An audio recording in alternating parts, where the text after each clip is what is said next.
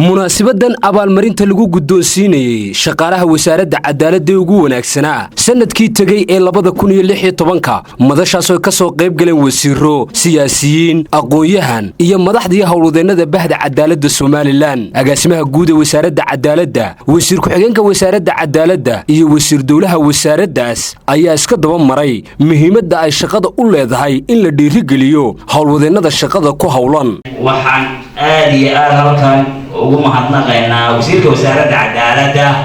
oo isagoo hormuud ka ah in xafladan qabsoonto oo shaqaalaha wasaaradda lagu abaalmariyo laguna dhiirigeliyo muddada aan abaalmarinta ku sameeynay runtii wax weyn bay iska bedelay shaqaalaha waxaanu aragnay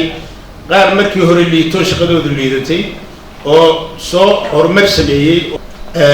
taasoo waa arrin dhiirigelin oo aad iyo aad u fiican runtiina waxaa abaalmarintan ay ku salaysan tahay in shaqaalaha la dhiirigeliyo in shaqada la hagaajiyo in waajibaadka dastuuriga ah ee wasaaraddu leedahay sideeda loo guto abaalmarintan waxaa laga eegay siyaabo fara badan waxaa la soo maray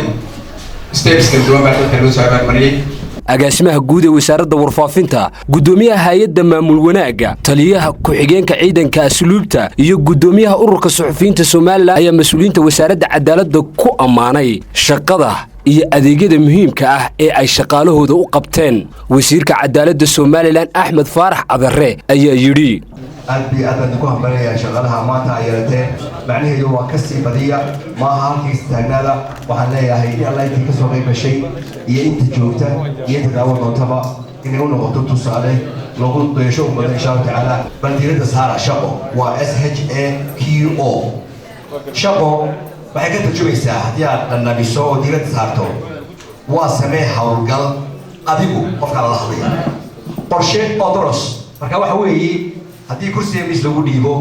meel lagu fadhiisiyo mushahar lagu dhiibo shaqada dadka abuura marka qofka shaqaaleeyo shaqadiisu leeyahay macnaheedu maaha wax lagu sii diyaariyay qayb ka mid ah ayaad adigu abuuraysaa waxaa lagu siinayaa qalabkii iyo agabkii iyo miiniskii aad ku howlgalaysay inna waa lagu tilmaamayaa waaxda iyo qaybta aad tahay inta kale maxaa lagaga baahan yahay inay adiga kaa timaado wasiirka shaqada iyo arrimaha bulshada Soomaaliland Maxamed Cabdilaahi Obsiye gudoomiyaha hay'adda shaqaalaha dawladda Soomaaliland Sharmarke Axmed Maxamed ayaa aad iyo aad waxaan u bogaadinayaa mas'uuliyiinta wasiirku hogaaminayo ee wasaaradda cadaaladda ee muxuu ahaa ku dhiiray ama muxuu ahaa role model u noqday wasaaradaha kale inuu shaqaalihiisa sanadkii markuu dhamaaday ugu soo horeeyay inuu abaalmarintooda